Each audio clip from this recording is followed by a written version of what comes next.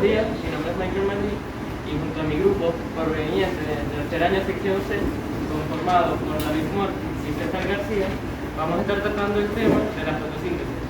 Para empezar, debemos dejar bien en claro que la fotosíntesis es el proceso mediante el cual los organismos vegetales y algunas bacterias son capaces de crear materia orgánica a partir de materia inorgánica y luz solar. Esto es lo que diferencia de los demás a los organismos autótrofos, capaces de sintetizar su propio alimento a partir de sustancias inorgánicas de los heterótrofos, los cuales se alimentan de los organismos autótrofos. La fotosíntesis se puede encontrar de dos formas posibles: la fotosíntesis oxigénica y la fotosíntesis anoxigénica. En la fotosíntesis oxigénica es aquella que produce azúcares útiles para la planta y a su vez consume dióxido de carbono y también produce oxígeno. Este tipo es fundamental para la respiración debido a que se realiza el intercambio de gases al inverso. Y la fotosíntesis anoxigénica es aquella que no produce oxígeno, pero aprovecha la luz solar para romper las moléculas de sulfuro de hidrógeno, y esta, al darse esta acción, se libera o acumula el azufre en el interior de las bacterias que son capaces de llevar a cabo el proceso. La importancia de la fotosíntesis radica en que es esencial y central en la biosfera por múltiples razones. La primera y principal es que la necesitamos para realizar el proceso de respirar, que es el que nos mantiene vivos a los seres vivos, incluyendo a los seres humanos. Y si las plantas dejaran de existir, sencillamente no podríamos sobrevivir. Muchas gracias por estar aquí. Curiosamente, la fotosíntesis tiene fases, cuenta con fases. Y estas fases son la fase de la absorción, la fase de la circulación y la fase de la propia fotosíntesis. La fase de la absorción es cuando en esta etapa la planta absorbe los nutrientes, el agua y los minerales del entorno. Normalmente los absorbe por las raíces. La fase de la circulación, en esta etapa la planta circula, como su propio nombre lo dice, los nutrientes a través de la planta, llevándolos a las hojas, donde normalmente se forman o se hace la fotosíntesis. En la propia etapa de la fotosíntesis, este es el proceso de transformación del agua, dióxido de carbono y luz en energía para la propia planta. La fotosíntesis también cuenta con beneficios, y estos beneficios son varios. Algunos de estos beneficios son que esto mantiene en equilibrio los gases atmosféricos. Gracias a la fotosíntesis, el oxígeno que nosotros consumimos al momento de respirar o por la combustión puede ser reemplazado. También sirve como alimento de la mayoría de los organismos vivos, porque el ciclo de la vida comienza gracias a las plantas, porque de una manera u otra es el alimento de seres vivos o de los organismos vivos. También sirve como para uso medicinal, porque desde tiempos inmemorables la mayoría de las medicinas se han venido directamente de las plantas, absorbiendo sus químicos y haciendo varios productos farmacéuticos. También se usa como material de construcción o de fabricación. La madera del bambú es un ejemplo muy fuerte de ello. También se puede usar para energía de combustión o para creación de materiales, como un ejemplo, el papel. También sirve para cuidar los suelos. ¿A qué se refiere esto? Que la descomposición de materia orgánica normalmente se suele dar en las plantas, se suele hacer en plantas que estas mismas se descomponen, haciendo así que el suelo tenga los nutrientes necesarios para la agricultura. El futuro del planeta y la fotosíntesis. Bueno, como ya lo habrán escuchado de mis compañeros, la fotosíntesis y las plantas son extremadamente importantes para nosotros. Podemos decir que todo gira en torno a ello. Pero si hablamos a futuro, hay un problema que nos estaría consumiendo de forma bastante grave, y es el hambre en el mundo.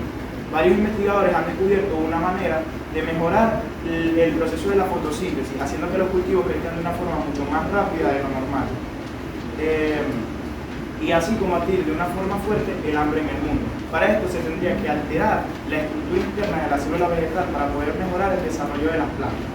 Esto es algo que no se toma bastante a veces en serio, pero la verdad es un tema de brevedad, ya que según lo que arrojan los estudios, nos dicen que aproximadamente en 30 años, más o menos para el 2050, estaríamos compartiendo el planeta con aproximadamente 9.000 millones de personas. Y una de las cosas que se nos viene a la mente es cómo haremos para alimentar a tantas personas sin causar desigualdad. si aproximadamente hoy en día el 10% de la población mundial sufre de problemas de hambre. Pero para este proyecto y poder combatir este problema, se tendría que hacer que los agricultores cultiven un poco más del 50% de los alimentos en extensiones de tierra cultivables limitadas. Y esto significaría un reto bastante grande para todos los botánicos y especialistas en el crecimiento vegetal, ya que esto tiene la misión de diseñar cultivos con un mejor rendimiento que los otros, por medio de la mejora del proceso de la fotosíntesis. Un método que se ha estado utilizando y parece ser bastante efectivo en esto es el hacer valer las propiedades de las algas verdes y azules, ya que estos especímenes tienen la capacidad de realizar el proceso de la fotosíntesis mucho mejor que otros. Y esto podría significar un gran avance y bastante notable en el crecimiento y la mejora del proceso de la fotosíntesis. ¿Por qué sería incapaz la vida en la Tierra sin las plantas? Como ya se lo dije, dependemos 100% de las plantas. Las plantas nos proporcionan todo. Nos proporcionan alimentos, medicina, materiales para construir como madera, combustible y fibra.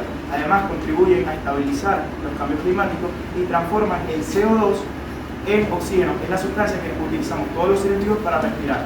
Además, también regulan la humedad, y cabe destacar que sin las plantas todo el planeta se llenaría de inundaciones y deslaves, ya que el suelo perdería el efecto estabilizador de las raíces de las plantas. Y para concluir, ¿por qué se da que el oxígeno viene de las plantas? Bueno, hay un proceso que lo comprueba, y es que las plantas en su superficie, en su parte inferior, tienen varios poros diminutos que por esto ellas respiran y absorben dióxido de carbono de la atmósfera y liberan oxígeno y vapor de agua. Pero para saber más de esto tendríamos que remontarnos a su descubrimiento, alrededor de 1774, cuando Joseph Priestley hizo este descubrimiento, ya que este destruyó una idea errada que se tenía, porque pensaban que era una sustancia elemental totalmente indestructible e inalterable. Pero Joseph destruyó esa idea comprobando que no era una sustancia elemental, sino una composición que hoy conocemos como mezcla de gases. Y dentro de esta se encontraba un aire desflogisticado que tiempo después el químico francés Antoine Lavoisier bautizó como oxígeno. Priestley decía que era más el daño causado por los animales que el reparado por las plantas. Y él en este proceso observaba que las plantas liberaban oxígeno, y este proceso era el que nosotros conocemos como la fotosíntesis. A continuación, voy a hacer un breve experimento bastante sencillo que si quieren lo pueden hacer en su casa.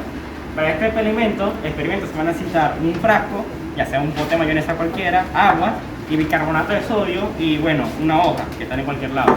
A esto hay que echarle la mitad del vaso, más o menos, de agua. Podemos echar una pequeña porción de bicarbonato de sodio al envase. Una pequeña porción de bicarbonato de sodio al envase, el cual habrá que mezclarlo. Hay que mezclarlo bien.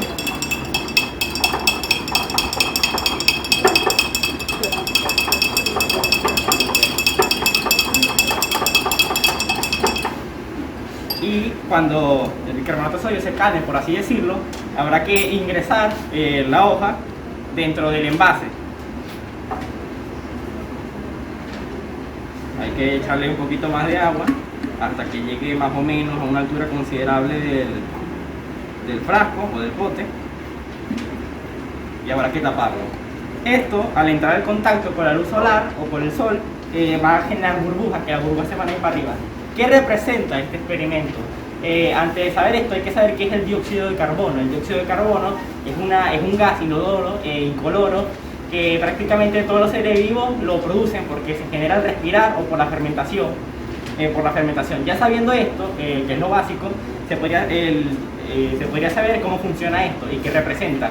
El agua mantiene la misma función, siendo agua. El bicarbonato de sodio reemplazaría el dióxido de carbono y cuando estos se juntan y se mete la planta o se introduce la planta y se da en contacto con el sol, se crean burbujas de aire, burbujas de oxígeno en su caso, que eso representaría como las plantas nos dan oxígeno a nosotros. Gracias por su atención.